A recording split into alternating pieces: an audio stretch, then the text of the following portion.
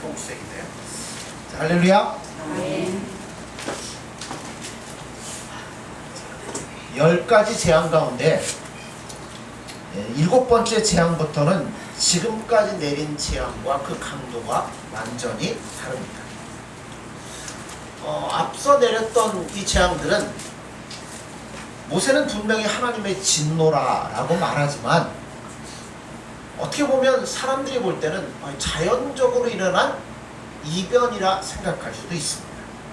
그러나 7번째 재앙부터는 그 성격이 완전히 달라지기 시작합니다. 7번째는 우박과 불재앙, 8번째는 메뚜기 재앙, 9번째는 흑암 재앙이 많은데 이 재앙부터는 그들도 그것이 하나님이 진노하셔서 내리는 천벌이라 생각을 하기 시작했습니다. 그런데 재밌는 거는 천벌 가운데 메뚜기 재앙이 들어있다는 겁니다. 여러분, 메뚜기가 무서우십니까? 들판에갖고 잡아다가 볶아서 먹으면 맛있다고 하는데 우리가 볼 때는 전혀 재앙 같지가 않습니다.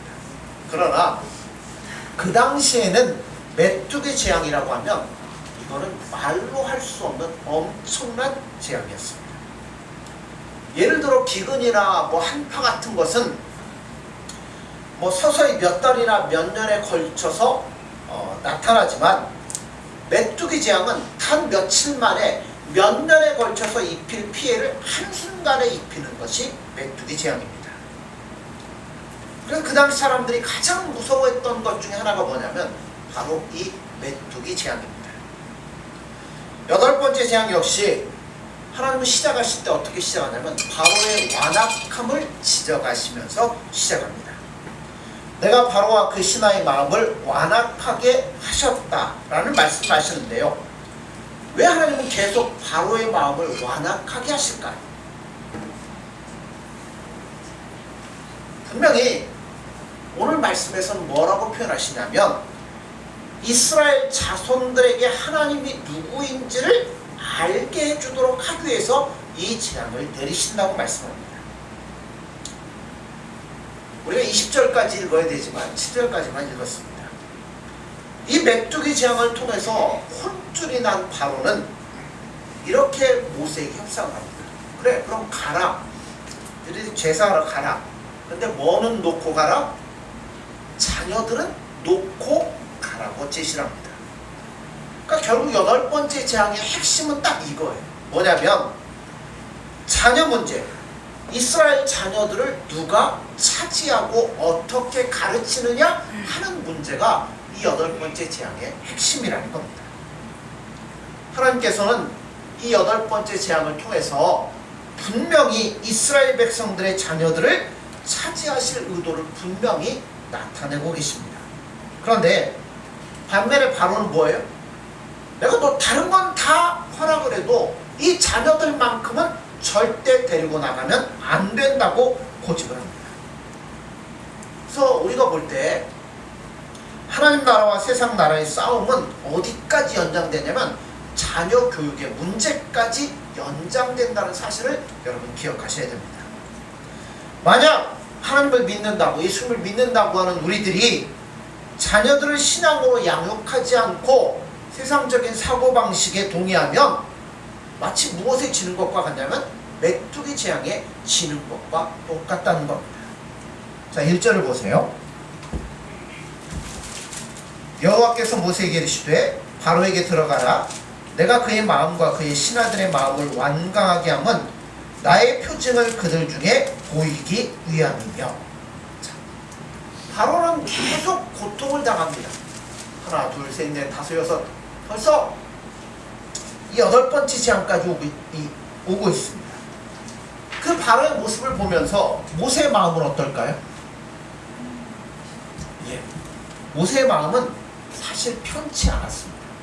왜냐하면 바로를 괴롭히는 게 모세의 목적이 아니잖아요.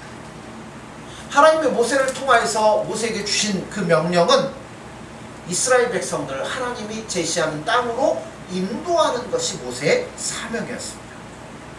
그래서 하나님의 그 명령을 받들고 바로에게 나아가서 이것들을 전하는데 아무리 재앙을 내려도 바로가 흔들리지 않고 깨닫지도 않습니다. 오히려 시간이 가면 갈수록 바로의 마음은 더 강팍해지고 완악해지기 시작했습니다. 자, 벌써 몇 번째예요? 8번째 아니에요? 그럼 모세가 어떻게 했어요? 한 번, 두 번, 세 번, 네 번 말을 해도 안 들으면 모세도 지칠 수밖에 없습니다.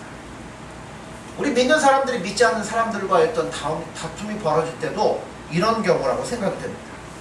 아무리 말씀을 가르치고 아무리 대화를 해도 깨닫지 못하고 자기 생각이 도무지 바뀌지 않을 때 우리는 뭐 할 수밖에 없어요? 지칠 수밖에 없고 낙심할 수밖에 없습니다. 그래도 말이 통하고 대화가 되는 사람들과는 어떻게 볼 수 있지만 말꼬투리 잡고 질질 끌고 끝까지 이렇게 나가는 사람에게는 어떻게 할 방법이 없다는 겁니다. 그럴 때 하나님이 이 말씀을 주시는 겁니다. 낙심하지 말라는 겁니다. 바로와 그 신하들의 마음이 완강한 것은 내가 그렇게 시킨 것이기 때문에 절대 낙심하면 안 돼 라고 말씀하는 겁니다. 그럼 우리는 뭐 해야 돼요? 그런 하나님의 약속을 붙잡고 기도함으로 나아가야 되는 겁니다. 그럴 때 성령께서 우리를 위로해 주시고 보호해 주시며 지키시리라 믿습니다. 하나님께서 바로와 그 신하들의 마음을 어떻게 완악하게 하셨습니까? 만약에 하나님이 처음부터 장자를 죽였든지 우박을 쏟고 막 이랬더라면 바로가 어땠을까요? 네. 만약 그랬다면 바로가 초장에 항복을 했을 겁니다. 그런데 하나님께서 어떻게 하셔요? 조금씩 징계를 하십니다. 그러니까 바로도 어떻게 해요? 조금씩 마음이 교만해져서 나중에는 엄청난 재앙이 쏟아부어져도 눈 깜짝하지 않을 정도로 마음이 강팍해졌습니다. 그러니까 처음부터 이들이 마음이 막 완악하고 그런 건 아니에요. 조금씩 불순종으로 나아가면서 서서히 마음이 굳어져서 나중에는 어떤 일을 보아도 놀라지 않을 정도로 바꿔져 버리게 된 겁니다. 사람이 처음부터 이렇게 미라는 것 같지는 않습니다. 사람들은 처음에는요 다 겁이 많아요. 그 직업 중에 기겁을 할 만한 직업들이 있는데 뭐냐면 여러분 산에 가면 전선 막 이렇게 굵은 게 그 높은 탑에 이렇게 가로질러 있잖아요. 그거를 그냥 두면 안 됩니다. 이게 끊어졌나 확인도 해야 되고 뭐 애자도 닦아줘야 되고 그게 만약에 이상이 있으면 줄도 갈아줘야 돼요. 근데 그 한전에서 그 줄을 꼭대기에서 타고 다니면서 여러분 청소하고 고치는 사람들이 있습니다. 저는 높은 곳에 올라가면 예전에 안 그랬는데 요새는 이렇게 위에서 밑에 보면 아찔아찔하고요. 막 찌릿찌릿하고요. 무서운 거 지금 저도 있나 봐요. 근데 저 같은 사람 거기 올라가면 어떻게 하겠어요? 절대 못 올라가죠. 근데 사람들이 처음부터 거기 올라갈 수 있는 사람은 아무도 없죠. 처음에는 두렵고 올라가서 발발 떨고 일을 하다 보면 나중에 어떻게 돼요? 적응이 되어서 나중에는 별로 무섭지도 않고 그 사람들 보면 기가 막혀요. 줄 잡고 막 다녀요. 그 위에서. 마찬가지입니다. 여러분 우리가 하나님 앞에 살아갈 때도 한 번, 두 번 불순종하다 보면 우리도 알지 못하는 사이에 마음이 거기에 굳어지기 시작합니다. 나중에는 아무리 강한 강도의 매를 맞아도 깨닫지 못하고 돌이키지 못하는 순간까지 가기 시작한다는 겁니다. 따라서 우리들은 작은 일에 조심하셔야 된다는 거예요. 그러잖아요. 우리는 뭐 큰 거는 주의하는데 작은 건 이 정도야. 아니에요. 작은 일에 양심을 속이기 시작하면 나중에는 누가 보아도 말이 되지도 않는 일인데 자기는 그것을 전혀 깨닫지 못하는 자리까지 갈 수 있다는 겁니다. 이 그리스도인들은 항상 작은 일에 조심하셔야 됩니다. 그래서 우리에게는 뭐가 필요하냐면 예수님의 은혜가 필요합니다. 그 예수님의 은혜를 구하기 위해서 늘 예수님 앞에 기도로 나아가야 된다는 겁니다. 우리가 당하고 있는 이 모든 일에 예수님께서 함께 하신다는 확신이 있으면 없으면 우리는 오래 버티지 못하고 쓰러질 수밖에 없습니다. 그래서 여러분 늘 우리가 기도로 예수님 앞에 나아가야 될 필요성이 있습니다. 앞에서 말씀드렸던 것처럼 메뚜기장의 핵심은 이스라엘 자녀들을 누구 방식으로 키우느냐 하는 거예요. 자, 2절을 보세요. 내게 내가 애굽에서 행한 일들 곧 내가 그들 가운데서 행한 표징을 내 아들과 내 자손의 귀에 전하기 위함이라. 너희는 내가 여호와인 줄을 알리라. 자, 하나님께서는 바로와 그 백성들로 하여금 마음이 조금씩 더 완악하게 하셔서 계속 재앙을 받게 하시는 이유가 바로 여기에 분명히 나타납니다. 그것은 이스라엘 자손들로 하여금 하나님이 누구인지를 분명히 알도록 하기 위해서예요. 이미 성인이 된 자들은 바꾸기가 쉽지가 않습니다. 생각해 보세요. 하나님의 은혜로 이스라엘 백성들이 출애굽을 했어요. 은혜로 홍해를 건넜습니다. 만나와 메추라기를 주시고 구름 기둥과 불 기둥으로 그들을 인도하십니다. 목이 마르면 반석을 터뜨려서 물을 주십니다. 그런데 이스라엘 백성들이 어때요? 그 40년 동안 끊임없이 하나님을 대적하고 원망하며 불평을 쏟아놓다가 여호수아와 갈렙을 제외하고는 아무도 가나안 땅에 들어가지 못합니다. 그러니까 이미 마음이 굳어진 거예요. 애굽에 자라면서. 그러니까 하나님의 초점은 지금 나오는 이스라엘 백성들이나 누구에게 있냐면 아이들에게 있다는 겁니다. 그러니까 그 아이들에게 하나님이 만나를 주시고 하나님의 어떤 이적과 표징을 보여주시면서 이 아이들이 믿음과 신앙 안에 자랐어요. 그러니까 우리가 알고 있는 것처럼 여러분 요단강을 건너서 여리고성을 점령하러 들어갈 때 여러분 그 당시 홍수가 나서 물결이 막 흘러가는 곳에 하나님 명령하시니까 뭐예요? 그대로 들어가지 않습니다. 여리고성 점령할 때 여러분 돌이나 칼이나 활이나 한 번이나 던졌습니까? 그냥 돌아라. 아무 얘기에 거기에 순종하고 돌아갈 수 있는 믿음이 어디서 시작되겠어요? 바로 이런 곳에서 하나님께서 이 자녀들을 양육하고 훈련시키기 위해서 표징을 보여주시기 위해서 바로의 마음을 더 악하도록 만드시는 겁니다. 거기에 반하여 바로는 어떤 반응을 보이냐면 너희 하나님을 섬기러 갈 자가 너희 가운데 누구냐? 묻자. 모세가 우리가 다 갑니다. 그러니까 뭐라고 그래요? 아이들을 보내면 너희의 신을 보내는 것이 되기 때문에 아이들은 보낼 수 없다 라고 말합니다. 10절을 보세요. 바로가 그들에게 이르되 내가 너희와 너희의 어린아이들을 보내면 여호와가 너희와 함께함과 같으니라. 보라, 그것이 너희에게는 나쁜 것이니라. 아이들을 보내면 누가 함께한다고요? 여호와가 함께 가는 것이 되기 때문에 결코 보낼 수 없다. 이해가 되십니까? 아이하고 하나님하고 무슨 상관입니까? 그런데 여러분 옛날에는요 서로 싸워서 이기면 뭐부터 빼앗아요? 신상부터 빼앗습니다. 사울이 전쟁에 이기려고 여호와의 법궤 가지고 왔다 어떻게 돼요? 전쟁에 지고 빼앗기잖아요. 왜 그러냐면 밑에서는 백성들끼리 싸우지만 위에서는 누가 싸워요? 신들끼리 싸운다고 생각을 해요. 그래서 그 신을 내가 전쟁에 이겨 데리고 있으면 뭐예요? 그 신이 그들에게 영향력을 발휘하지 못하니까 영원히 노예로 있을 거라고 생각을 하는 겁니다. 자, 그런데 여호와는 신상이 있습니까? 없죠. 그러니까 바로가 뭐로 생각했어요? 아이들에게 초점을 맞춘 거예요. 신상을 빼앗으면 저들이 더 이상 힘을 못 쓸 것인데 이스라엘은 신상이 없으니까 아이들을 데리고 있으면 아이들이 신의 자식이라고 생각을 했던 것 같습니다. 그래서 남자아이가 태어나면 죽이거나 아니면 남자아이들이 제사하는데 따라가지 못하게 함으로써 여호와의 신을 자기들이 붙잡고 있는 거라고 생각했던 거예요. 그럼 오늘날 이 싸움은 우리들에게도 동일하게 나타납니다.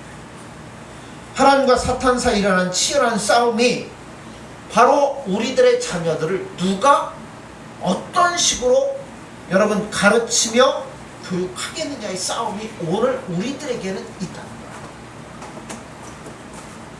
한때 복음이 왕성했던 것도 2세 교육의 실패함으로 교회들이 문을 닫는 일들이 얼마나 많습니까? 유럽의 교회들 그랬고요. 이제 한국 교회도 그런 수순을 밟아가는 것 같습니다.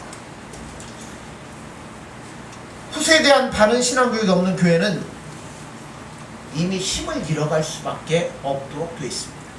근데 여러분, 자녀 교육은요, 사실 우리가 어떤 큰 교회 가서 프로그램이 있고 모안교회 가면 잘 될 거라고 생각하는데 아니에요.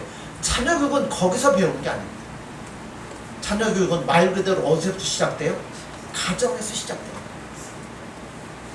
부모가 자녀들에게 신앙의 어떤 모습을 보여주느냐, 그것이 중요하지, 주일학교 가서 뭐 하나 듣고 배우고 그게 중요한 게 아니라는 겁니다.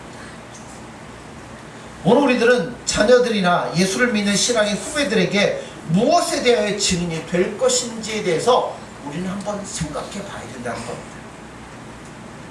히브리서 11장을 보면 거기에는 모두 자기들의 신앙을 한두 마디로 놀랍게 요약하여 증거할 수 있는 믿음의 사람들로 채워져 있습니다.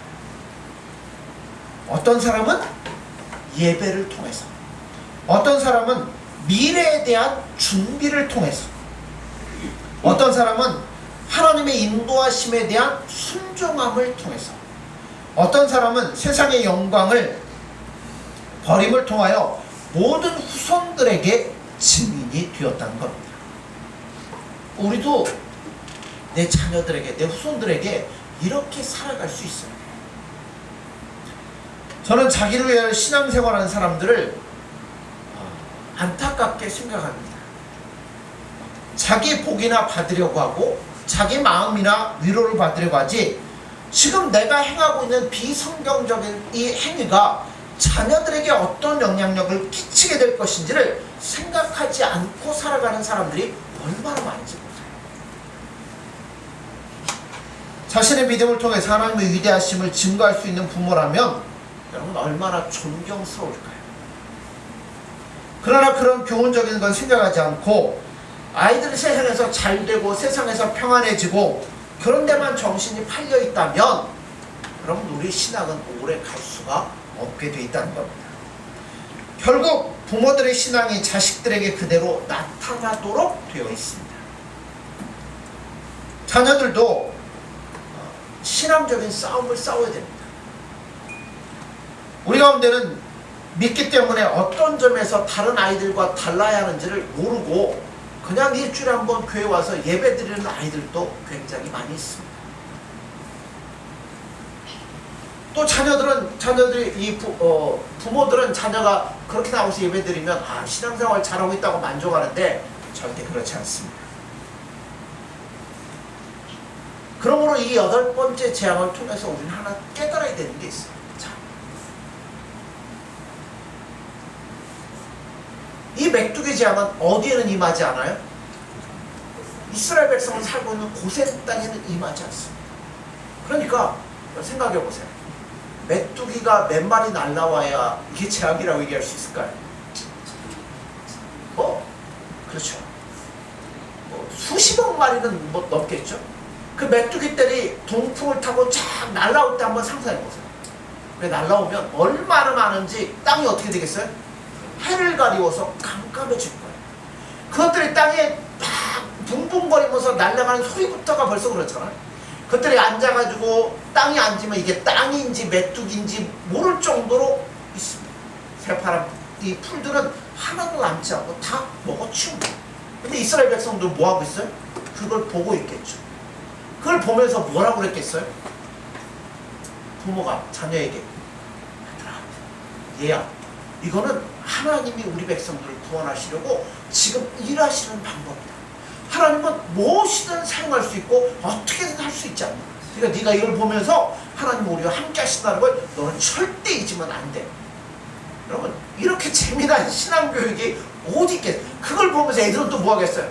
야, 우리 하나님이 최고야. 하나님은 뭐든지 다 할 수 있어요. 애들이 그렇게 신앙교육을 받지 않겠습니까? 얼마나 신나는 신앙교육이겠습니까? 그래서 이번 메뚜기 재앙은 지난번 우리가 우박과 불재앙은 제가 다루질 않았는데요. 자, 가축에게 전염병이 임해서 가축이 다 죽어요. 그래도 뭐는 있어요? 밖에 나가면 과실 있고 곡식이 있어요. 그러니까 이번엔 뭐가 떨어져요? 우박이 떨어지고 불이 떨어져요. 그래서 열려있는 것들이 다 떨어지고 구멍이 나고 먹을 수 없게 됩니다. 근데 하나님 뭐 하시냐면 새싹 나오는 것은 그대로 내버려 두신 거예요. 그래도 조금이라도 희망이 있잖아요. 근데 이번에 메뚜기가 왔어요. 이제 뭐예요? 아무것도 남지 않습니다. 그래서 애굽 사람들이 드디어 두려워하기 시작합니다. 근데 하나님을 두려워한 게 아니라 마지막 자기들 남은 희망마저 사라질까봐 그게 두려운 거지 하나님이 두려웠던 건 아닙니다. 자, 7절을 보세요. 바로의 신하들이 그에게 말하되 어느 때까지 이 사람이 우리 함정이 되리이까 그 사람들을 보내어 그들의 하나님 여호와를 섬기게 하소서. 왕은 아직도 애굽이 망한 줄을 알지 못하시나이까 하고. 자, 애굽인들이 최초로 자신들의 모습을 내적으로 인정한 구절이 이 구절입니다. 내린 결론이 뭐예요? 애굽은 망했다는 겁니다. 이제 우리는 다 끝났다는 거죠. 여러분 짐승도 다 죽고 밖에 있는 뭐 곡식들도 다 없어졌어. 이제 뭐 먹고 삽니까? 다 죽었다는 거예요. 그리고 이스라엘 사람들을 잡아두는 것이야말로 그들에게 뭐가 된다고요? 올무가 되고 함정이 된다는 겁니다. 그들을 붙들고 있는 한 재앙이 그칠 사이가 없으니까 이제라도 그들을 내보내서 남은 곡식이라도 건지자는 것이 애굽 사람들의 생각이었습니다. 그럼 그 고백을 누구 앞에 가서 해야 돼요? 자, 이스라엘 백성들 앞에서, 하나님 앞에서 해야 됩니다. 그런데 그랬더라면 나머지라도 건졌을 텐데 그렇지를 않습니다. 아마 자존심이 상했던 것 같습니다. 자기들끼리 모여서는 야 이제 우리는 다 망했다 하면서도 끝끝내 모세 앞에서 이것을 인정하지를 않습니다. 결국 어떻게 돼요? 메뚜기 떼가 날라와서 전부 다 뭐예요? 다 먹어치워버리고 맙니다. 애굽인들은 다른 때와는 달리 메뚜기 떼가 올 것을 알았습니다. 왜냐하면 모세가 얘기만 했다면 그것이 그대로 이루어지니까 아 이번엔 진짜 메뚜기 떼가 오겠다. 그런데 도리가 없었습니다. 다 알고 인정할 수 있지만 자존심이 그것을 허용하지를 못했던 것 같습니다. 결국은 나중에 어떻게 해요? 나중에는 뭐예요? 이스라엘 백성들에 대해서 나가서 절을 하면서 달라는 대로 다 줄 테니까 제발 애굽 땅에서 나가달라고 애원을 한다는 거예요. 아직 거기까지는 가지 않은 거예요. 만약 하나님께서 이들에게 제사를 요구했더라면 이들은 수백 번도 더 제사를 드렸을 겁니다. 제사 드리는 것보다 쉬운 게 어디 있습니까? 그냥 와서 머리 숙이고 하면 되잖아. 그러나 하나님께서는 이들에게 순종을 요구하시고 겸손을 요구하십니다. 우리들도 똑같아요. 우리들도 다른 거 하라고 하면 잘해요. 근데 겸손하세요? 순종하세요? 하면 잘 못하는 겁니다. 사실 우리나라 교인들만큼 예배 좋아하는 교인들 어디 있습니까? 뭐를 붙여서라도 뭐예요? 예배를 다 드리잖아요. 그런데 한국 교인들만큼 말 안 듣는 교인들도 또 없는 것 같습니다. 하나님을 예배당에 앉혀놓고 자기들 하고 싶은 대로 다 해버리는 거예요. 모세가 드디어 하나님의 진노하심으로 재앙이 맙니다. 모세가 땅의 지팡이를 들었을 때 하나님께서 동풍을 일으키셨습니다. 그래서 온 낮과 온 밤 동안 동풍이 불어서 그 다음날 아침이 되었을 때 드디어 메뚜기 떼가 도착을 했습니다. 하나님 메뚜기 떼를 몰아오신 거예요. 메뚜기 떼의 피해가 얼마나 심했든지 전에도 없었고 후에도 없는 그런 큰 재앙이 애굽 땅에 임했습니다. 메뚜기가 온 지면에 덮여서 나니까 땅이 어둡게 되었고 흙이 보이지를 않았고 나중에는 푸른색을 가진 것은 단 하나도 남지 않게 되었습니다. 바로가 급히 모세를 부릅니다. 제발 이 재앙을 지나가게 해달라고, 용세에서 이 죽음이 지나가게 해달라고 애원합니다. 그래서 모세가 기도하니까 이번에는 뭔 바람이 불어와요? 서풍이 불어옵니다. 서풍이 불게 하셔서 모든 메뚜기 떼를 홍해에 몰아넣으시고 한 마리도 남지 않도록 하셨다는 겁니다. 여러분, 하나님은요 바람도 주관하신 분이십니다. 동풍은요, 여러분 이스라엘 백성들 지도를 딱 생각을 하세요. 자, 이스라엘 백성들은 지중해 연안에 이렇게 지도가 있어요. 지중해 연안에 있습니다. 지중해는 이스라엘 서쪽에 있고요. 그 다음에 중동이라고 하는 이 아라비아 반도는 이스라엘 오른쪽 동쪽에 있습니다. 그러니까 동풍이 불어오면 어떤 바람이 불어오겠어요? 동쪽에 뭐밖에 없어요? 사막밖에 없잖아요.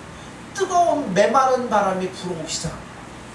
그러면요, 메뚜기 때 안 와도요, 그 메마른 바람이 불어오면 식물들이 제대로 자랄 수가 없어요. 그런데 하나님은 동풍을 통해서 메뚜기 떼를 불러오십니다. 오른손을 통해서. 기도하니까 이번엔 뭐예요? 왼손을 통해서 서풍을 불어서 이 왔던 쪽으로 다 메뚜기가 물러가도록 하나님이 만드신다는 겁니다. 하나님은 메뚜기 재앙을 통해서 이스라엘 백성들의 자녀들에게 하나님이 누구인지를 분명히 가르쳐 주기를 원하셨습니다. 이스라엘 소년들은 온 하늘을 새카맣게 물들이며 날아가는 메뚜기 떼를 보면서 하나님이 누구이신가를 드디어 경험하기 시작했고, 이제 막 9번째, 10번째 재앙이 쏟아지고 홍해를 건너면서 바다가 갈라지는 걸 보며 역시 우리 하나님은 대단하시고, 만나 메추라기 반석 서트는 걸 보면서 믿음으로 갈 수 있었다는 겁니다. 오늘도 하나님은 하나님의 이 의지로 모든 것들을 다스리고 주관하고 계십니다. 그 하나님께서 여러분들의 자녀에게 초점을 맞추고 관심을 갖고 계시다는 겁니다. 그러므로 사랑하는 성도 여러분들, 우리 자녀들을 믿음으로 잘 양육하셔야 됩니다. 우리가 참 연약하고 부족해서 제대로 못하는데요. 그래서 그 자녀들을 위해서 뭐 하셔야 되냐면 기도하셔야 됩니다. 늘 예수님이 저들을 붙잡아서 신앙 가운데 바로 자랄 수 있도록 늘 예수님 앞에 기도할 수 있는 저와 여러분들 되어지기를 간절히 소원합니다. 기도하겠습니다. 예수님 사랑합니다. 또한 감사합니다. 저희들이 너무나 연약하고 부족하여 예수님의 뜻대로 살아가지 못하지만 우리 자녀들만큼은 예수님이 기뻐하는 뜻대로 살아갈 수 있도록 은혜를 더하여 주시기를 간절히 소망하고 원합니다. 이스라엘 백성들이, 이스라엘이 어린 아이들이 메뚜기 떼를 바라보면서 하나님이 누구신지를 친히 목격하고 경험하고 신앙으로 자랐던 것처럼 오늘 우리들도 우리들이 갖고 있는 예수님에 대한 신앙을 분명하고 바르게 잘 자녀들에게 증거할 수 있도록 도와주셔서 자녀들이 정말 믿음으로 예수님을 바라보며 예수님과 즐거이 동행할 수 있는 복된 믿음의 자녀로 자랄 수 있도록 은혜를 허락하여 주옵소서. 예수님의 이름으로 기도드립니다. 아멘.